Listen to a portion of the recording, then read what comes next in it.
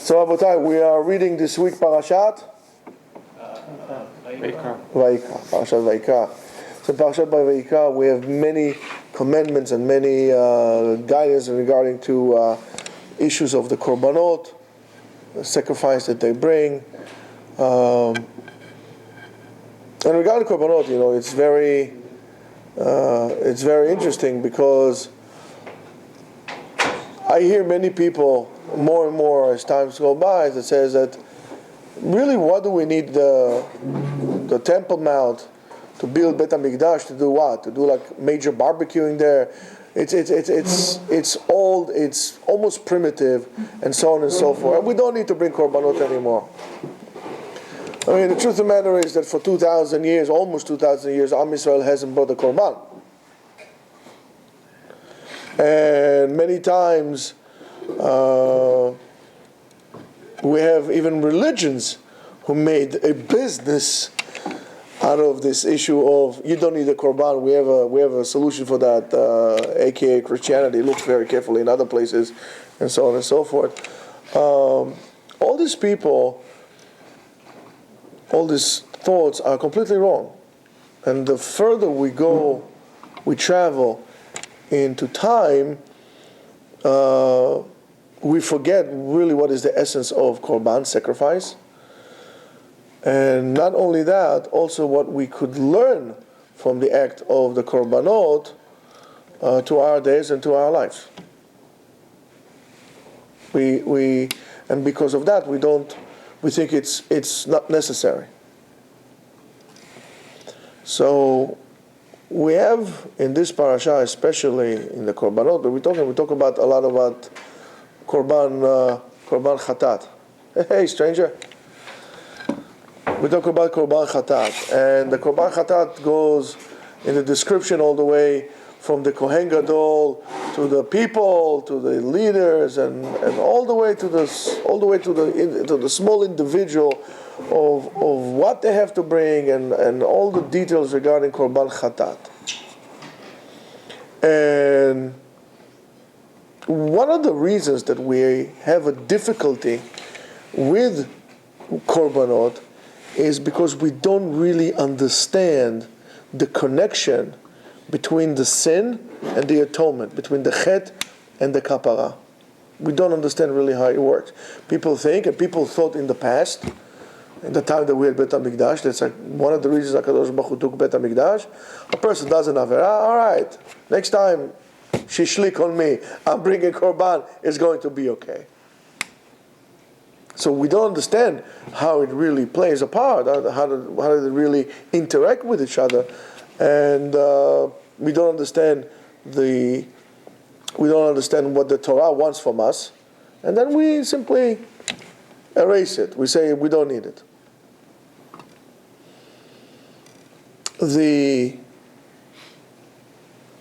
I wouldn't say a problem, but the point that we have started to develop, the problem starts to arise, is korban chatat, issues like korban chatat. Now, what do we bring korban chatat for? What does korban chatat come to atone or overcome? Unintentional sin. Unintentional or Inadvertent. inadvertent, that's right. Shogeg, what we call shogeg.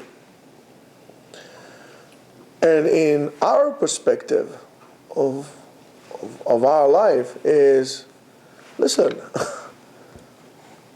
I didn't do anything bad. I made a mistake. So that is a sin, to make a mistake. And you hear it. Listen, we're all human. We all make mistakes. So is this such a sin that I made a mistake? I understand if I harmed someone or did something wrong deliberately. I understand it's a sin, but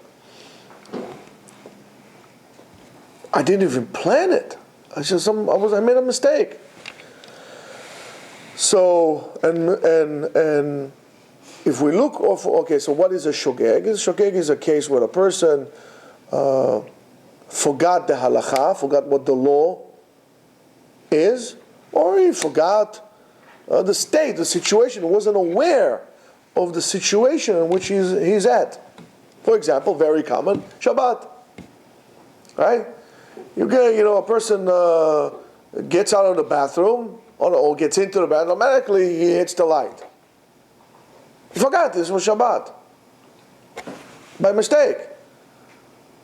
Or maybe he forgot that you can't turn the light on Shabbat.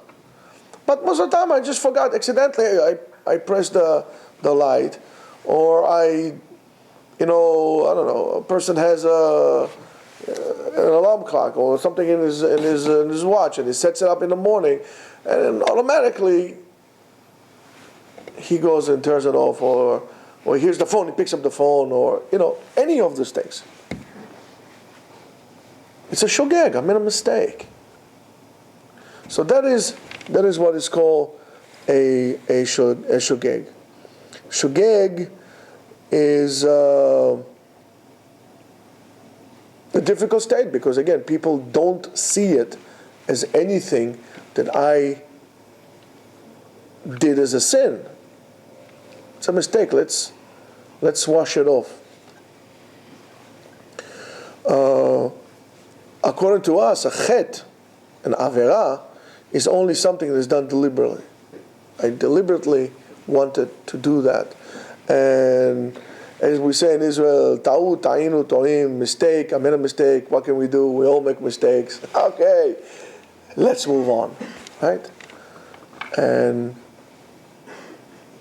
it's not that somebody, why would anybody make a deliberate act of sin? He felt pressured, he wanted to rebel, he couldn't hold his own desires, his urges, so he premeditated, made this mistake, or made this sin. But here, I just made a mistake. And usually when a person realizes that he made a mistake, when he did a shagag, usually we have feelings. The feelings are involved. A feeling of sadness. I feel sad I did this. I feel a little guilt, but I don't necessarily feel sorrow. I feel sorry that I did that. I feel bad that I did this, but I don't feel sorry that I did this. Why should I feel sorry? After all, I made a mistake. But one needs to understand that this is why you need a korban. Because if you did something by mezid, korban doesn't do it. Korban doesn't do it. If you did something deliberately, you need to have another component. And that is what? Say it. That's right, tshuva. You have to repent. If I did something deliberately, I know it's Shabbat. I could do it Shabbat. I want to feel like doing it. Like who said? Now you need to do tshuva. You can bring a whole herd of buffalo. It would not atone for your sin.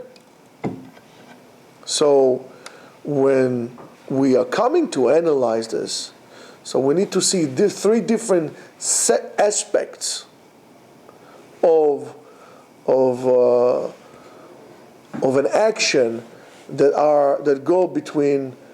interact between man and God, between a person and HaKadosh Baruch Hu. The first one will be guilt and shame. That we do something, we do a chet. We know, and our conscience tells us that we did something wrong. So I feel shame, I feel guilty. In other words, that inner voice inside of me. And what's this inner voice? My conscience. And what is my conscience?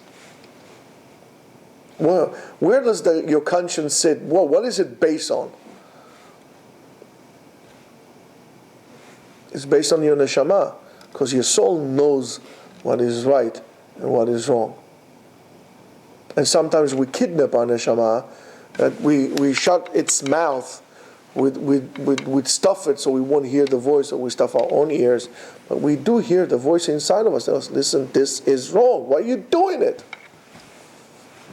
I spoke to people who, because I was interested in knowing that, like what happens not when you do the act, like before you're about to do an act of sin.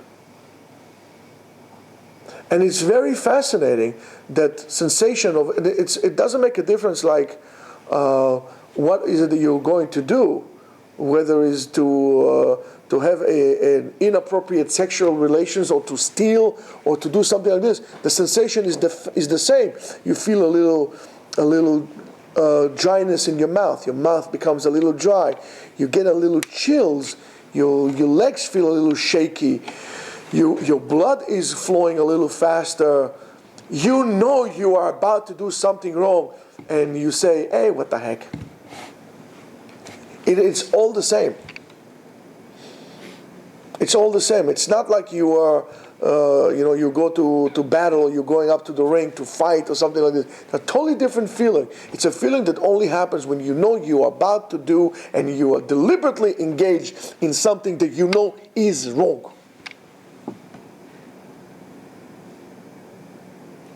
And it's all the same. So, that voice is your soul, your neshama. And in a way, this voice and the reaction to it is the same thing as Adam and Chava felt on the initial sin, on the first sin that ever recorded in history.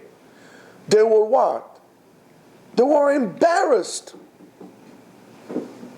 So when you do something, you do in chet, you are embarrassed at what you did. How could I have done this? How could I betray? HaKadosh Baruch Hu trusts us, and we betray Him. It's a trust. I trust you. You betrayed my trust. If I gave you money and you lost it, if you make the wrong investment, all right, no, whatever. For that, we can all make mistakes. But when you stole from me, when I gave you my keys to my safe, you betrayed my trust. There's nothing you can do to gain the trust back of a person. And now look how kind HaKadosh Baruch Hu is, that allows us a way out. And how ungrateful we are that we do it over and over and over again. We think God is senile. Look, what's the matter with us? So this is the same thing as Adam HaRishon. The first initiation of sin in the world, they were embarrassed at what they did. Therefore, tshuva is the only way in this process, right? Tshuva is the only way to show remorse. And in the process of tshuva, we all need to know what it is. We have charata, regret. I regret I did it. Oh my goodness, what have I done? Remember, I told you about this person. I think it was yesterday, right? He regret, even though it was good, whatever he did. But he regret that he did it because it wasn't the right thing. It felt good, but it was the wrong thing to do. And I regret that I did that. So then we have charata. We have vidui. Vidui is, I did it. So first of all, you need to realize you did something wrong. Then you need to say, you need to verbalize it. Vidui. Ashamnu, bagadnu, chatanu, avinu. I did this. Mi culpa. My fault. And then we have azivat achet. Chata, vidui, v'azivat achet. Leaving it. I am not doing this anymore. I'm not. So therefore you're going to ask me, well, what happened? Okay, so right now I said, I regret that I did it. Right now I admitted that I did it. And right now I said, I am not going to do this anymore. Guess what? 2 weeks later on, I did this again. Okay, so you need to go through the whole process again, all over again. But this time you have to put proper checks and bounds so you won't come to do it again. Because eventually it's going to become a meaningless process that at the end you're going to give up this process and you're not going to be able to do tshuva. So you need to put the proper guidelines, railings on the path of your life so you won't fall off again. Can you walk if I put if there is a canyon? There's a canyon. You're going, or you're standing on one side of the Grand Canyon, and I'm going to have a rope suspended from one side of the canyon to the other side of the canyon. How many of you can cross it? Of course, without falling, because you don't get a second chance. 0. Even if you go with a pole like this big, you'll fall. But how about if now I would suspend, I have this wire or cable right in the middle, and I'll put 2 more on each side so you can walk on the cable by holding the 2 others as you walk. All right, I have a better chance. If I slip, at least I can hold down and correct it immediately. It's not the best social situation. I need like a George Washington Bridge. That will be the best. However, at least I have something on both sides to define to me the path, so I would not lose track, and I'm not going to look down because I'm going to get so scared. Guys, you don't have to be a bright light or super smart person to realize what to do in life. It's all right in front of you. All your questions, the answers are right there in front of you. You just need to sit down and think and realize what I need to do, and the answer is there. We just don't want to. All right. So let's say, for example, we did the charata, we did the vidui, and we did the azivat achet. We left the sin. Then HaKadosh Baruch Hu salach lanu, right? He will forgive to us, and he says slicha umechila, right? Therefore, a korban alone is not good. A korban by itself is not good. You need to do tshuva. But when we make a sin, when we sin, what exactly happens? Well, HaKadosh Baruch Hu really cares. I mean, he's so OCD about what we do. So let me explain to you what happens when we do an avera. What happens when we sin? What happens when we sin? We are trespassing an area that is not designated for us. The path is not for us. For example, Jews are not supposed to eat pig. That path is not designated for me. So when I eat pig, I trespass into a path that is not designated to me. It's not going against the wrong, against traffic. I'm going on the wrong way. Or when I go with the beautiful, most beautiful non-Jewish girl, there's nothing wrong with her. She's a wonderful person, and she's also beautiful, and she's smart, and she's an orphan, and she's a millionaire. But there's just one little thing. She's not Jewish. She is not my territory. I'm trespassing into a path that is not designated for me. And usually when you trespass, you get whacked. There's nothing wrong. It's just not for me. It's not my path. If we always talk about sin, but the Hebrew word for sin is chet. You spell it chet, tet, and aleph, chet. But what does it mean, chet? Hebrew is a wonderful language, but the words are not just words, the words have also meanings to them. It's not just somebody just made up this word. In Hebrew, chet and lehachti, to miss, is the same word. Lehachti is to miss. When I'm aiming my gun or my arrow to the target and I miss the target, it's called lehachti et hamatara. I didn't sin the target, I missed the target. Therefore, when I sin, I missed the purpose in which I came here to this world. Chet is not a sin. It's a miss. But what am I missing? I'm missing basically my life. The whole purpose of my life gets erased when I'm involved with sin. I'm keep on missing. I'm blindfolded and I'm shooting. I'm shooting here, but I should be shooting there. I don't know anymore. If I would blindfold you, turn you around, and put a gun in your head, and I say, okay, your mother is in the room, and there's a terrorist in the other side of the room.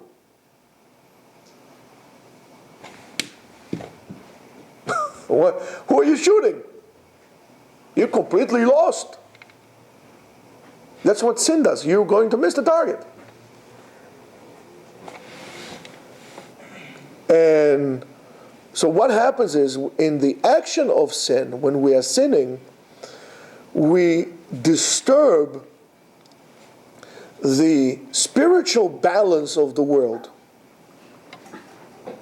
The world, the Midrash tells us, was created on blima. Blima means it was suspended by a thread. There is a balance to this world. When we sin, we interrupt this balance.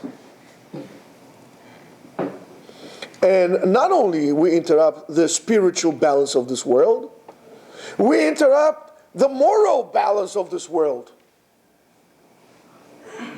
So if a person has a certain tendencies, he needs to understand that he's turning the whole world upside down. Overcome your urges, whatever there will be.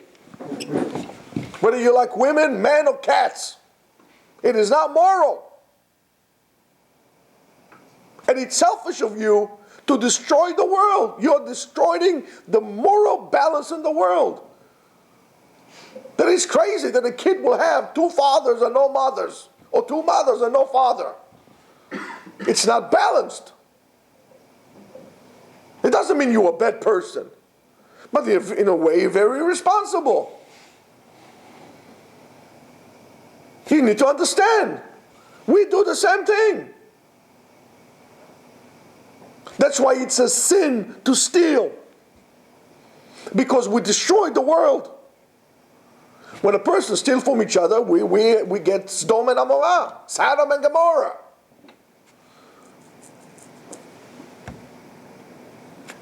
You need to understand that. It's perfectly balanced. And not only that, that's why when Jews sin, because even worse, because we are the ones who were giving the job. We were given the wheel. We are the captain of the boat. We are the navigator. You can have a captain of a boat, but the navigator is the one who takes it out of harm's way. You don't know how to navigate. And then we tip the whole world together with us. So you need to understand. You need to be responsible. If you drive in a car, and you have your wife and your children in the car, would you drive 85 miles an hour and zigzagging in and out? Would you? Of course not.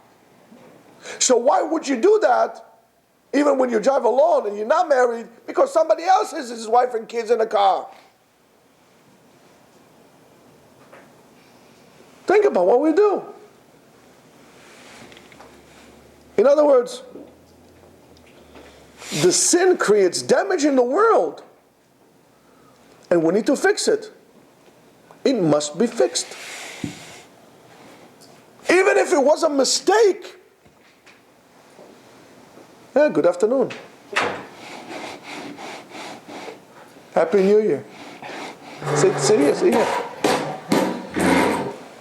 Even if, therefore you understand, even if I made a mistake, since I interrupted the balance, that balance needs to be retrieved, needs to be regained. In the Western world, if you made a mistake, you made a mistake. In the eyes of the Torah, you disturb the balance. And you need to be responsible for that. According to the Sefer Akedat Yitzchak, the difference between Shogeg and Mezid, which is a very interesting concept, between Shogeg and Mezid, between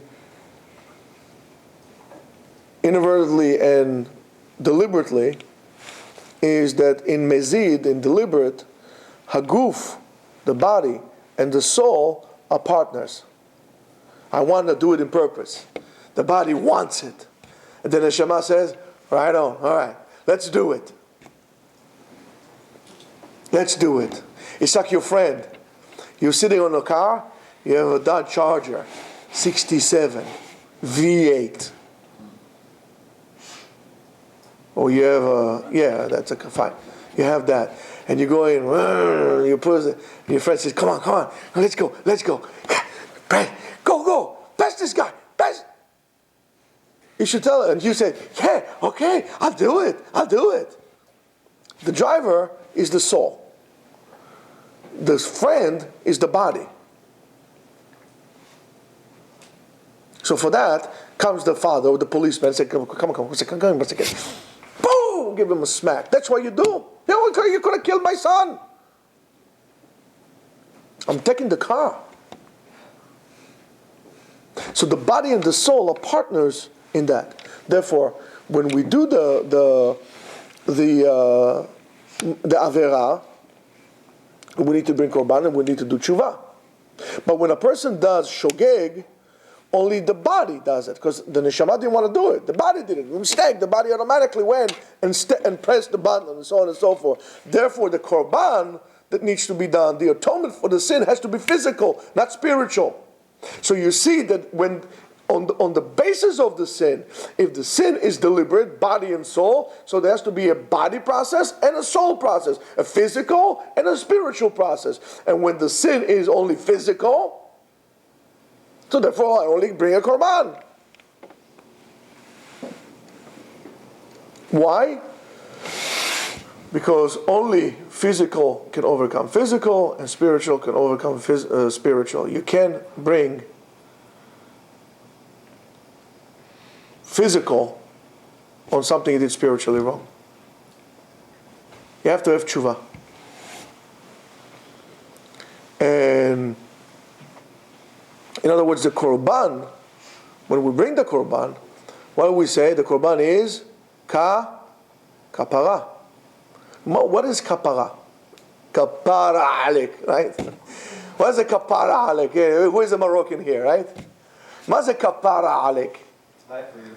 No, kapara onecha, right? For those of us who believe in the powers of the evil eye, the ayin hara, right? Maze kapara alek. What is kapara alek? Something on you. Kapara milshon kaporet. What is kaporet? Kaporet was this garment that we cover the aron with, that cover it. So kapara milshon covering. Kapara alek. In other words, you should be covered from ayin hara. So now you know where it comes from. You see, it was good to come here today. It's good to come here every day. So when they say kapara alek, you know what it is. Protection. Shield. So when the action is already covered, how is it covered? I brought a korban and I did tshuva. The action is covered. Since it's covered, it's not revealed. It's like it's not here. So that's what we need to realize. Sefer HaChinuch brings that the act of korban is really an educational part, and it's a preventive measure for the future. Why did you do the avera? Because I forgot it was Shabbat. So guess what? Now you're going to learn, and I'm going to make sure you're not going to do this in the future. You're going to pay for it. Every time, imagine a person every Shabbat he goes in, turns the light on. Every Shabbat turns the light on. Now he has a Shabbat, he has to bring a sheep. Now it costs you $500. Wait. This is getting a little too expensive here. I'm going to get special covers for not only that, I'm going to turn off the switch, the main, this is too expensive. So like this, you bring a korban. Teaches you, as they say in the army, what does not penetrate to the brain will penetrate through your feet. That's why you run a lot in the army. So, and if you do this over and over again, an action causes us to become accustomed to, and you'll learn how to not to do mistakes like this. Rabbi Hirsch, Rav Hirsch says that the korban comes to cover an act of lack of responsibility. You weren't responsible. You weren't aware of what you're doing. I'm sorry, I wasn't aware. Okay, fine. You weren't aware. Accidentally, you knocked down my baccarat vase that cost me $5,000. Guess what? But you can pay for it now. I don't care how you pay. Put in your insurance, do something, but you got to pay for it. You caused me damage. You're mazik. So as much as you're causing damage and you're mazik to a physical entity, so is to this world. When you make an avera, you're mazik. So you don't want to understand, you're not situationally aware of what you do. Guess what? Pay for it. You'll learn how to become more aware. It's very simple. But there's another side that we need to talk about it. The Ramban brings that. And I think that point of the Ramban was my first public speaking that I gave the first time in my life I gave a drasha. It was right in Aseret Yemei Teshuvah. And I said this concept, and somebody says to me, man, you just quoted the Ramban. And I said, whew, I just made it up. It turned out to be it was him, so I was very happy. So the Rambam says the following. The Ramban, or Rabbi Moshe Nachmani, said the following, that even a shogeg leaves a stain on your soul. Our soul is like silk, like pure white silk. And accidentally, not deliberately, accidentally, you got a little bit of a spot of ink on your silk. Accidentally. And now you're going to put borax, you're going to shout, twist and shout. It's not going to be so, depends how soon you do it also. And by the way, this is why they tell you if you have stain, immediately put something. That's the concept of Korban Oleh V'Yored, by the way. You should know. That's the concept of Korban Oleh V'Yored. Korban Oleh V'Yored is what? For a person who did what? Let's say he lied, right? He did Shvuat Sheker or something like that. And now he's been Korban Oleh V'Yored. In other words, Korban Oleh V'Yored, we judge the person, we determine what type of Korban based on his financial abilities.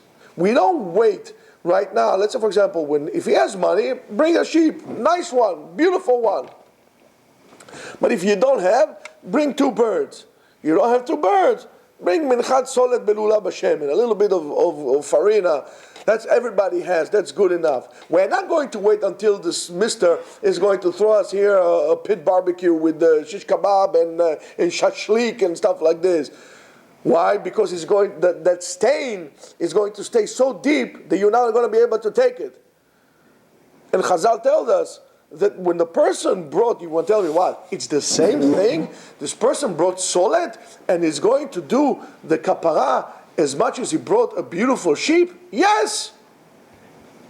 Because we determine how he is now. Right now he doesn't have money. It's not the object that does it. It's the act that does it. The giving from yourself, the realizing that.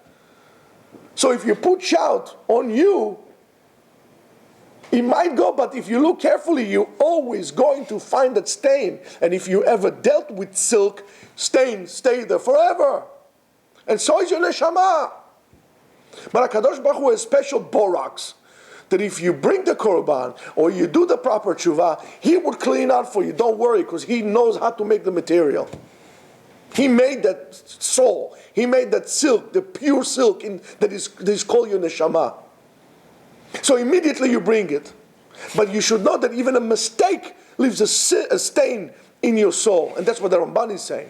And when you have a stain in your soul, you cannot stand in front of your Creator. You cannot stand in front of HaKadosh Baruch Hu when you're dirty. And you have to be clean. And what do we say? So how does it clean? The kapara. And what do we need to do? We need to tshuva, chatanu, avinu, to ask, please forgive me, and so on and so forth. When do you usually do that? B'yom HaKippurim. Ki bayom hazeh yechaper alechem mikol chatotechem lifnei Hashem. Tidharu. Everybody screams Tidharu, right? The kapara purifies us and makes us eligible to stand in front of HaKadosh Baruch Hu in Yom HaKippurim, which our fate is sealed. You can't stand in front of Kadosh Baruch Hu asking, please judge me for life when you're coming dirty. So therefore you cannot wait, and you should not wait until Yom Kippurim to do tshuva. Do it immediately. And if you stumble, put your guard so it won't happen to you again. If you have friends that whatever time you go with them, you do something wrong, get rid of them. Simple as that. Get rid of your friends. A clean slate. Get yourself good friends who would influence you. Apparently you are influenced. That would influence you the right way. And if there's a girl that's breathing down your neck, get rid of her. Completely. Just text her, do not call me anymore. I don't want to have anything to do with you. Erase her telephone and block her number. That's it.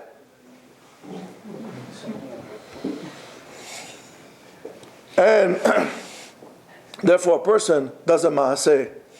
And when a person does a maaseh, and he did that sin, which is wrong, and shogeg, he needs to bring something from himself. Why? Because his actions left a stain in the world. If you read the story of Jimmy Spoon, it's a beautiful story about Chief Washiki. And the story is like it's very simple. He was trying to teach him a lesson. He used some very harsh words. The woman took care of him. So he takes the arrow, takes the bow, and he shoots it into the tree. Shoots another one to the tree. Shoots another one to the tree. And then he says, all right, go to the tree now and try to pull the arrows. And he tries to pull the arrows, and it's hard. Finally, he pulls it out, and he pulls all the arrows. Says, no, you did it. I said, yes, I did it. I said, good, now look at the tree. There are holes there. So if I was mean to you, and I said, I'm sorry, I need to remember there's still holes there. And your actions leave holes in the world. And it needs to be patched. And you need to make sure you don't do it again. Even if it was a mistake. According to the Kabbalah, the action of the Korbanot, or the act of Korbanot, came to really reveal our internal light that exists in every person. Why? Because when we sin, when we do an Averah, that light is covered with a husk, with a klipa. It doesn't allow our spiritual light to shine. So the more I sin, the more shells I have, until I become like a coconut. It becomes hard. And then it's difficult to break it. It's one thing to break, I don't know, you have a little skin, let's say on tomatoes. And it's different when you have developed a skin as tough as a coconut. It's hard. So the Korban comes to reveal this light. Okay, so if the Korban comes to reveal the light, the question is, all right, so how do we bring a Korban? What's the Korban? Well, I'm going to call Aaron Casino. Hello, please, can I get a delivery of 2 pounds of I don't know, steaks, and also give me a rack of ribs? And are you going to call the local, butcher? What are you going to do? By the way, I need a commission for Aaron Casino. I just meant, make checks for the yeshiva. Right, so we're not doing a pit barbecue here when we bring a korban. When we bring a korban, we, the person, now look at this very carefully to what I'm going to tell you now, because this is the secret of the process of bringing a korban. If, for example, I did an Averah, can I say, Ari, do me a favor, I'm just too tired to go to Yerushalayim, I'm too lazy, my schedule is too busy, do me a favor, go bring the korban for me. Can I make a shaliach on my korban? No. You take the korban. In other words, you need to take the beast. Think about it now. You need to take it. And that beast, we need to check. We need to determine if it's the right one. In other words, I need to recognize that this is the beast. But who is the beast? What kind of a beast? That is the behemoth, beastly side in each and every one of us. we need to bring ourselves to the initial state. Before we start messing around, we need to break this husk. We need to break it. We need to understand that because of what we did, we have a problem. And we need to recognize this beast inside of us, bring it to the altar, and shacht it. Kill it. We need to shacht this beast that wants fame and glory and power. People are power hungry. You know what? People are power hungry because they're beasts. Even if you wrap your beast in a kosher skin, it's still a beast. It's the pig inside of you. That beast inside of us that wants all these desires and control and so on and so forth. The process of tshuva is understanding everything that is happening inside of me. And understanding that I need to change it, and to understand that I want to change it. This is what we can learn from the korbanot. So next time somebody tells you that korbanot are obsolete, or can somebody else bring a korban for you, or he could be a korban for you, you could tell him what I just said. Have a great Shabbat. Shabbat Shalom.